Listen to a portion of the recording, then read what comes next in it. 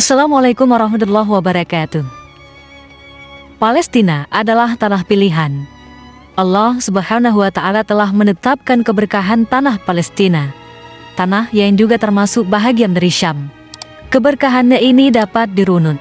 Misalnya, Syam menjadi tempat hijrah Nabi Ibrahim alaihissalam, tempat singgah Nabi Muhammad SAW ketika menjalankan Isra Mi'raj, tempat dakwah para nabi, dakwah yang membawa misi agama tauhid, dan juga lantaran keberadaan Masjidil Aqsa di tanah Palestina yang begitu berkah. Allah Subhanahu wa Ta'ala berfirman, Maha suci Allah yang telah memperjalankan hambanya pada suatu malam dari Masjidil Haram ke Masjidil Aqsa, yang telah kami berkahi sekelilingnya, agar kami perlihatkan kepadanya sebahagian tanda-tanda kebesaran kami. Sesungguhnya Dia adalah Maha mendengar lagi Maha mengetahui. Al-Quran Surah Al-Isra. Begitulah Allah telah mengistimewakan wilayah Syam dan Masjidil Aqsa, dan Allah memilih Nabi kita Muhammad SAW dengan menjadikannya sebagai Khatamul Anbiya wal Mursalin. Dan sekarang kita akan membahas Palestina di masa Nabi Yakub dan Nabi Yusuf. Sejarah Yahudi bermula sejak Israel, yaitu Yakub bin Ishak bin Ibrahim al-Khalil, yang tumbuh di daerah Kan'an, Palestina, dengan dikurniai sejumlah 12 anak.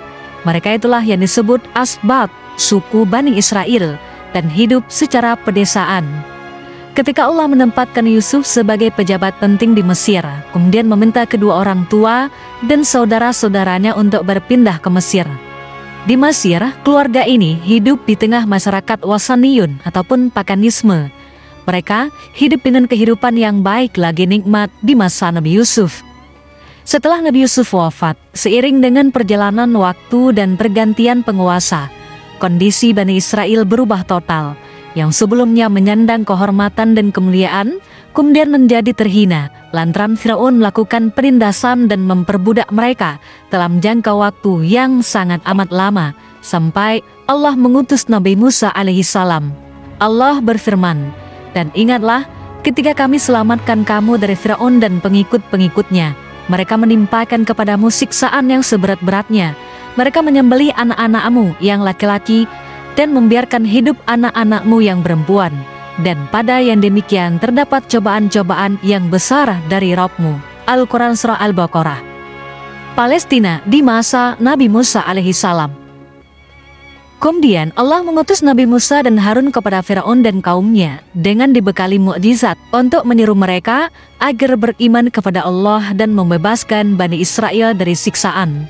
Namun Firaun dan kaumnya mendustakan mereka berdua, kufur kepada Allah. Karenanya Allah menimpakan kepada mereka berbagai bencana, kekeringan, rusaknya pertanian, mengirim angin kencang, belalang, dan lain-lain. Kemudian Allah memerintahkan Musa untuk lari bersama Bani Israel pada suatu malam dari negeri Mesir. Firaun dan kaumnya pun mengejar, tetapi Allah Ta'ala menenggelamkan Firaun beserta kaumnya dan menyelamatkan Musa dan kaumnya ke negeri Saina yang masuk ke dalam wilayah Palestina sekarang. Peristiwa itu terjadi pada hari Asyura. Orang-orang Yahudi menyebutkan lama Bani Israel tinggal di Mesir itu sekitar 430 tahun. Jumlah mereka waktu itu sekitar 600.000 orang laki-laki. Mengenai besaran jumlah ini, Dr. Su'ud bin Abdul Aziz Al-Khalaf dalam bukunya Dirasatun fil Adyan Al-Yahudiyah wa Nasraniyah berkata, pengakuan ini sangat berlebihan, karena berarti bila ditambah dengan jumlah anak-anak dan kaum wanita, maka akan mencapai kisaran 2 jutaan jiwa. Tidak mungkin dapat dipercaya. Itu berarti jumlah mereka mengalami pertumbuhan 30.000 kali. Sebab sewaktu Bani Israel masuk ke Mesir berjumlah 70 jiwa. Padahal Allah berfirman dalam surat Asy-Syu'ara, Firaun berkata, sesungguhnya mereka Bani Israel benar-benar golongan yang kecil. Jumlah 2 juta tidak bisa dikatakan kecil. Mustahil dalam satu malam terjadi eksodus 2 juta jiwa. Kita tahu di dalamnya terdapat anak-anak dan kaum wanita serta orang-orang tua. Orang-orang yang bersama Nabi Musa. Mereka adalah orang-orang dari Bani Israel yang mengalami penindasan dan kehinaan, serta menuhankan manusia dalam jangka waktu yang lama. Akidah mereka telah rusak, jiwanya membusuk, mentalnya melemah, dan muncul pada mereka tanda-tanda pengingkaran, kemalasan, pesimis, serta bermaksiat kepada Allah dan Rasul-Nya. Meski Allah telah menunjukkan banyak mukjizat dan tanda-tanda kekuasaannya melalui Nabi Musa, tetapi mereka tetap ingkar, sombong, dan tetap kufur. Mereka justru meminta untuk dibuatkan berhala sebagai Tuhan yang disembah, hingga akhirnya As-Samiri berhasil menghasut mereka untuk menyembah anak sapi, menolak memerangi kaum yang benis ataupun Jabariyah. Maka Allah menimpakan hukuman kepada mereka, yaitu Bani Israel, berupa tih berjalan berputar-putar tanpa arah karena kebingungan dalam jangka waktu yang dikehendaki Allah. Pada rentang waktu ini Musa wafat, sementara Harun sudah meninggal terlebih dahulu. Setelah usai ketetapan waktu yang Allah kehendaki untuk menghukum mereka dengan kebingungan tanpa mengetahui arah, Bani Israel berhasil menaklukkan bumi yang suci di bawah pimpinan Nabi Yusha bin Nun alaihi salam. Para ahli membagi perjalanan sejarah kota suci Palestina pasca penaklukan tersebut menjadi 3 periode. Pertama, masa Qudah, yaitu masa penunjukan hakim bagi setiap suku yang berjumlah 12.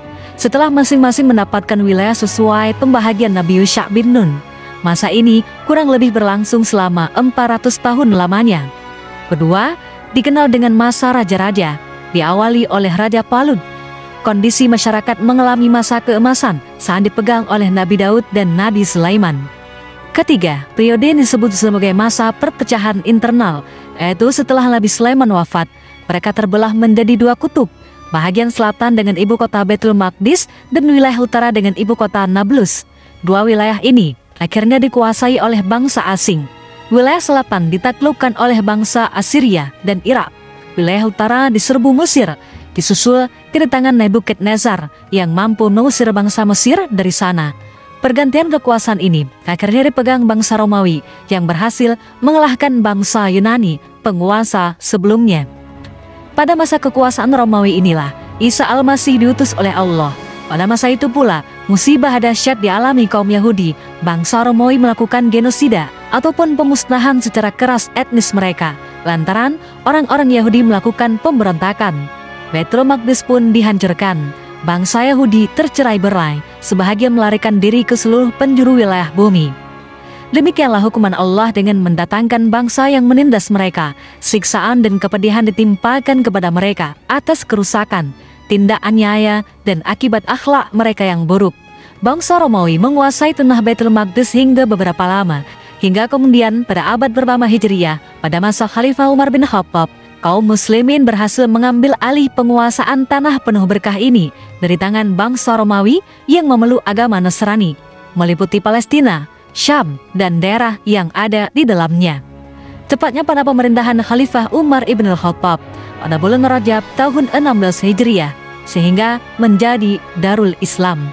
Penyerahan Baitul Maqdis ini terjadi setelah pasukan Romawi di sana dikepung oleh pasukan kaum muslimin selama 40 hari di bawah komando Abu Ubaidah bin Jarrah. Kemudian Khalifah Umar bin Khattab menetapkan orang-orang Yahudi tidak boleh tinggal di Baitul Maqdis.